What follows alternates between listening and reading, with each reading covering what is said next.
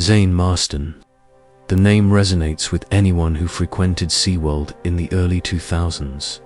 He wasn't just a trainer, he was the trainer. Charismatic, dedicated, and seemingly fearless, Zane possessed an almost uncanny ability to connect with orcas. His passion was infectious, captivating audiences and inspiring countless aspiring marine biologists. From humble beginnings, volunteering at a local aquarium, Zane's star rose quickly through the ranks at SeaWorld. His natural affinity for these magnificent creatures, combined with his unwavering work ethic, made him a natural fit.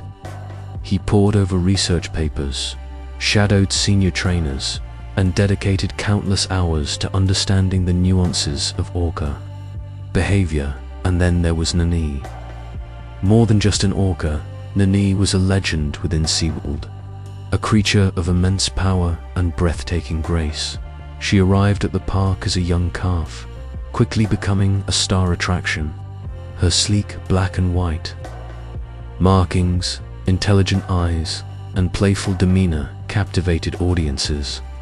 But beneath the surface of this dazzling performer resided a complex and powerful being. Zane and Nana's partnership began tentatively. Initially, they were just another trainer-orca pairing, but as they spent more time together, something special blossomed. Zane approached Nani with respect and patience, recognizing her intelligence and individuality. He learned her preferences, her moods, her individual quirks. He spoke to her in a soothing tone, his voice a constant source of reassurance. He used positive reinforcement, rewarding her successes with fish and affection. Their bond deepened, transforming into a partnership built on mutual trust and understanding. They developed a unique language of cues and signals, allowing them to perform complex routines with seemingly effortless precision. Zane understood Nani in a way that few others did, anticipating her movements, understanding her subtle shifts in mood.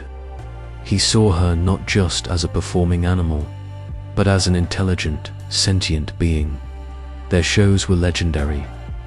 The synchronized leaps, the playful splashes, the intricate underwater ballets, they were a testament to their deep connection.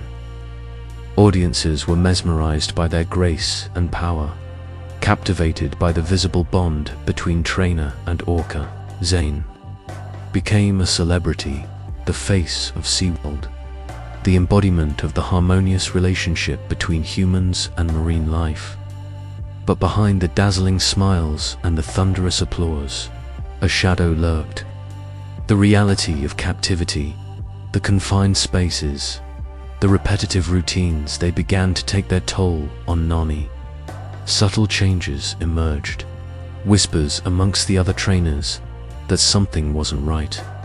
There were the missed cues during performances, moments of hesitation where Nani seemed distracted, unfocused. She became less responsive to Zane's commands, her movements occasionally jerky and uncoordinated. Sometimes, while submerged, she would emit unusual vocalizations, sounds that didn't quite fit within her normal repertoire. A low, mournful wail that seemed to echo the deep loneliness she felt. Zane, ever the optimist, dismissed these incidents as minor fluctuations, attributing them to changes in the park schedule or minor adjustments to the routines. He reassured his colleagues, attributing Nani's behavior to her intelligence, to her need for constant stimulation. "She's just bored," he'd say, a confident smile masking any underlying concern. However, these subtle signs were becoming increasingly difficult to ignore. The other trainers, seasoned professionals who had worked with orcas for years, couldn't shake a feeling of unease. They noticed Nani spending more time alone, isolating herself in the corner of her enclosure. She was less interactive with her padmates, exhibiting a detachment that was uncharacteristic. Her appetite waned, and her usually playful nature turned sullen and withdrawn. The pressure within the park was also mounting. Attendance figures were dropping, and management was pushing for bigger, more spectacular shows. The trainers were under increasing pressure to deliver, to push the orcas beyond their limits. This created a tense atmosphere, with conflicting priorities between animal welfare and entertainment value. Whispers of discontent circulated amongst the staff. Some voiced their concerns about Nani's well-being, questioning the ethical implications of pushing her too hard. Others feared for their own safety, recognizing the inherent risks involved in working with such powerful animals. Despite the concerns, the show had to go on. The park relied on the spectacle of the orca performances to draw in crowds, and any disruption to the schedule was met with resistance from above. So, behind the carefully curated image of harmony and respect, a storm was brewing. Zane, caught between his loyalty to SeaWorld and his deep affection for Nani, found himself increasingly isolated. He tried to balance the demands of his job with his desire to protect Nani, but the pressure was relentless. The warning signs were there, undeniable, yet they were dismissed, ignored, or downplayed in the pursuit of profit and entertainment. A tragic miscalculation, a fatal flaw that would soon have devastating consequences. The day began like any other at Sealand Adventure Park. The sun glinted off the water. The air was thick with the scent of salt and chlorine, and the crowds buzzed with anticipation. Today's performance was a special one. Zane and Nani were showcasing a brand new routine, one that promised to be their most spectacular yet. But as the show began, a subtle unease began to creep through the air, unnoticed by the cheering crowds, but felt acutely by the trainers. Zane, ever the professional, entered the water with his usual confidence, a warm smile plastered on his face. He swam towards Nani, his movements fluid and practiced. "All right, Nani, let's show them what we've been working on," he said, his voice amplified by the underwater microphones.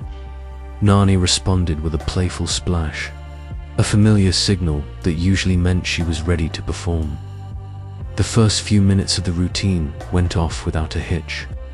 Nani executed her signature leaps and dives with precision, her immense power and grace captivating the audience. But as the routine progressed, subtle cracks began to appear in Nani's performance. Her movements became less fluid, more rigid, almost mechanical. She seemed hesitant, almost reluctant, to follow Zane's commands. A slight frown creased Zane's forehead. He tried to remain calm, attributing Nani's behavior to a momentary lapse in focus. "Easy, girl, easy," he murmured, extending a hand towards her. But Nani recoiled, a low rumble emanating from her throat, a sound the other trainers knew well. A sound of displeasure, a sound of warning. The tension in the water was now palpable, a thick, suffocating blanket that pressed down on everyone watching. Zane attempted to redirect Nani, guiding her towards the next maneuver, a synchronized spin. But instead of complying, Nani swam in the opposite direction, circling the pool erratically, her dorsal fin slicing through the water with increasing speed. "Nani, what's going on?" Zane called out, his voice laced with concern. He tried to close the distance, but Nani kept moving away, her behavior growing increasingly unpredictable. The crowd, initially captivated by the spectacle, began to sense that something was amiss. Their cheers turned to nervous murmurs, their smiles replaced by concerned frowns. From the sidelines, the other trainers watched with mounting dread.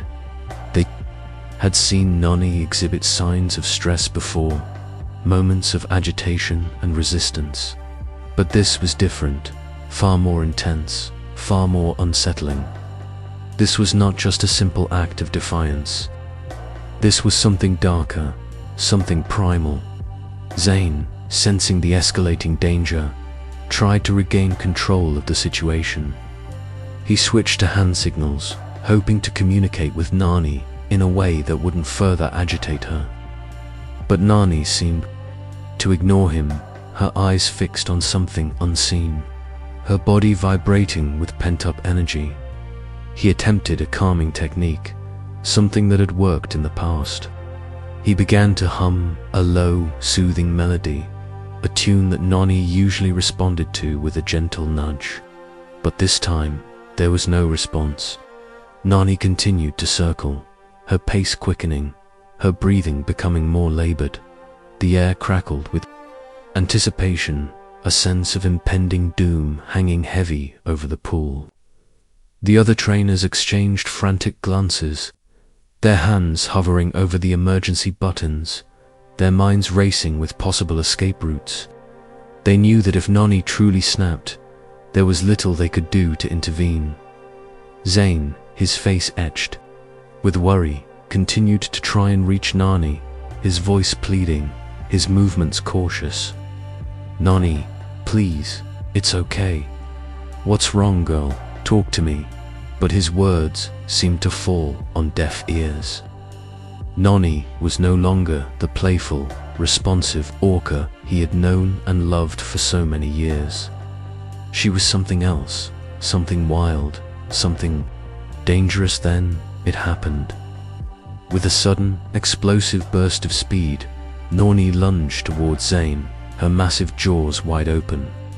The water erupted in a frenzy of foam and spray as she seized him in her grip. The screams of the audience were drowned out by the sickening crunch of bone and the desperate cries of the trainers. Time seemed to stand still as the horror unfolded. Zane, caught completely off guard, struggled frantically, his limbs flailing in the water. But Nani's grip was too strong, her power too immense. He was tossed around like a ragdoll, his body slammed against the pool walls, his head repeatedly submerged beneath the surface. The other trainers, paralyzed by shock, could only watch in horror as their friend and colleague was brutally attacked. Their training had prepared them for many things, but nothing could have prepared them for this. The bond they thought unbreakable, the trust they had placed in these magnificent creatures, was shattered in an instant. The scene was one of pure chaos and terror. The water turned crimson, stained with Zane's blood. Nani continued her relentless assault, thrashing him violently, refusing to release her grip. The screams of the audience intensified, a chorus of fear and disbelief. Some turned away, unable to bear witness to the gruesome spectacle. Others fainted, collapsing in a heap on the stands. Finally, after what seemed like an eternity, Nani released Zane. His lifeless body floated to the surface, his eyes vacant, his limbs limp. The silence that followed was deafening, broken only by the sobs of the trainers and the gasps of the horrified onlookers. The performance was over, but the nightmare had just begun. The news hit like a tidal wave. Zane Marston, dead, killed by Nani, the Orca he'd dedicated years of his life to. Sealand, once a beacon of marine entertainment, was immediately shuttered. The gates, usually buzzing with excited families, were locked, a stark symbol of the tragedy that had unfolded within. An investigation was launched, a desperate attempt to understand the unthinkable. How could such a close bond, years in the making, shatter so violently? Investigators pored over every detail, every training record, every shift in Nani's behavior. They interviewed trainers, scrutinized the park's practices, and consulted with marine biologists and animal behaviorists. The goal: to pinpoint the catalyst, the breaking point that turned a majestic performer into a lethal force. The focus quickly shifted to Nani herself. Was she simply a rogue animal, acting on instinct, or was there something more at play?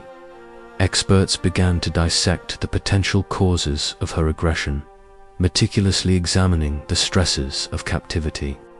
The cramped confines of the tank, the repetitive routines, the artificial environment, all came under intense scrutiny. The question wasn't just what happened, but why. Orcas, these apex predators, are incredibly intelligent, social creatures. In the wild, they roam vast ocean territories, hunting in pods, communicating through complex vocalizations, and forming lifelong bonds. But in captivity, they're stripped of these natural behaviors, confined to concrete pools, forced to perform tricks for human entertainment. Their lives become a pale imitation of their wild counterparts. The investigation revealed subtle, yet significant, changes in Nani's behavior in the weeks and months leading up to the attack. Increased agitation, decreased responsiveness to commands, even signs of self-harm. These were all red flags, warning signs that something was deeply wrong. But were they recognized? And if so, were they adequately addressed? That's what everyone wanted to know. The ethical implications of keeping orcas in captivity became impossible to ignore. Was it right to confine these intelligent creatures for our amusement? Was the educational value of seeing them up close worth the cost of their well-being? The debate raged, fueled by Zane's death and the horrifying image of Nani's attack. The public outcry was deafening. Animal rights activists, already critical of Sealand, found their voices amplified. Protests erupted outside the park, demanding the release of all captive orcas. Social media exploded with condemnation, images of Nani's confinement juxtaposed with the vastness of the ocean. The hashtag free NANI became a rallying cry for animal liberation. The sentiment began to shift. People who had once flocked to Sealand for entertainment now questioned the morality of it all. The romanticized image of trainers and orcas working in harmony was shattered, replaced by a stark realization of the inherent dangers and ethical compromises involved.